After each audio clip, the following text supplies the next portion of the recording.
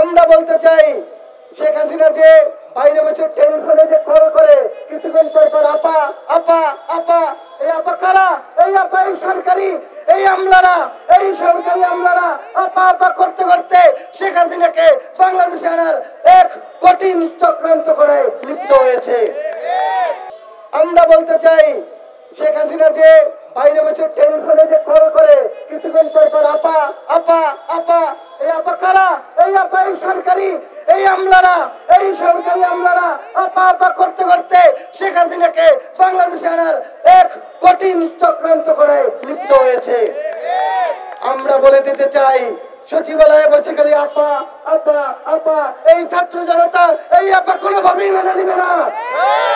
সংগ্রামী নেতৃবৃন্দ, যদি 5 আগস্টের পরে ছাত্র জনতাদের এই ফ্যাসিস্ট নির্মূল করার জন্য আবার রাজপথে নামতে হয়, তাহলে বলবো এটা অন্তর্বর্তীকালীন সরকারের ব্যর্থতা। আমরা খুবই দুঃখিত ডক্টর ইউনূস স্যারের প্রতি। তাকে আমরা যেই ভরসা দিয়ে বাংলাদেশে এনেছি, সেই ভরসা তার পাশের কিছু দুষ্ট লোক রক্ষা করতে পারছে না। আমরা বলতে চাই আমরা ডক্টর ইউনূস স্যারের পাশে আছি। তার পাশে থেকে এই দুষ্ট লোকদের নির্মূল করার জন্য ছাত্র জনতা আবার যদি রাজপথে নামতে হয় আবার রাজপথে নামবে, কিন্তু ফ্যাসিবাদকে মাথা ছেড়ে দেওয়ার জন্য কোনোভাবেই তারা সফল হতে পারবে না। সংগ্রামী নেতৃবৃন্দ, আজকে আপনারা জানেন যে গত 16 তারিখে খামারবাড়ির সামনে ছাত্র জনতা এই ফ্যাসিবাদের নির্মূলের জন্য আন্দোলন করেছে, কিন্তু দুঃখ ভারাক্রান্ত নিয়ে বলতে হয় 5 আগস্ট পরবর্তী পুলিশ এই ফ্যাসিবাদের রক্ষা করার জন্য সেই ছাত্র জনতার উপরে লাঠিচার্জ করেছে। আমরা বলতে চাই এই পুলিশ ভাইদের ভিতরেও যদি ফ্যাসিবাদের দোষর থাকে, আমরা বেশ কয়েকবার পুলিশ প্রধানের সাথে মিটিং করেছি। আমরা বলেছি প্রতিটা সেক্টরে ফ্যাসিবাদকে নির্মূল করতে হবে। ফ্যাসিবাদ নির্মূল ব্যতীত 5 আগস্ট পরবর্তী বাংলাদেশ কোনোভাবেই গঠন হবে না। 5 আগস্ট শেখ হাসিনা পালিয়ে গিয়েছে, কোন নিয়ম মেনে পালিয়েছে না। শেখ হাসিনা ছাত্র জনতার তোপের মুখে বাংলাদেশ থেকে পালিয়ে গিয়েছে।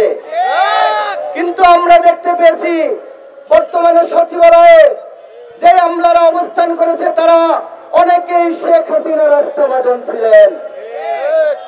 তাদের ভিতরে একজন ইমদাদুল্লাহ মিয়ান, তিনি বর্তমান নিষিদ্ধ সংগঠন ছাত্রলীগের সাবেক নেতা। ঠিক, এই নিষিদ্ধ সংগঠনের সাবেক নেতা বর্তমানে কৃষি সচিব, যিনি মুজিব শতবর্ষ যে উদযাপন কমিটি সেই কমিটির সদস্য ছিলেন। আপনারা দেখতে পেয়েছেন এই মুজিব শতবর্ষর নামে বাংলাদেশে এক ধরনের খেলায় মেতে উঠেছে।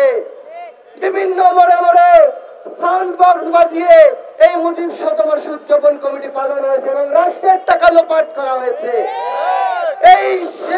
এই মুজিব বর্ষ উদযাপন কমিটির সদস্য সচিব ইমদাদুল্লাহ মিয়ানের নেতৃত্বে বাংলাদেশে টাকা লুটপাট হয়েছে। এই লুটপাটের ভাগ কিসে পায়নি? দুদককে ইনভেস্টিগেশন করেছে। দুদকের কাছে মিলিত আবেদন থাকবে, তার বিরুদ্ধে ইনভেস্টিগেশন করবেন। তার বিরুদ্ধে ইনভেস্টিগেশন করলে আপনারা দেখতে পাবেন তার নির্মিত একটা স্কুল আছে গাজীপুরে। সেই স্কুলে সে 50 লক্ষ টাকার সরকারি অনুদান নিয়েছে। কিসের ভিত্তিতে নিয়েছে?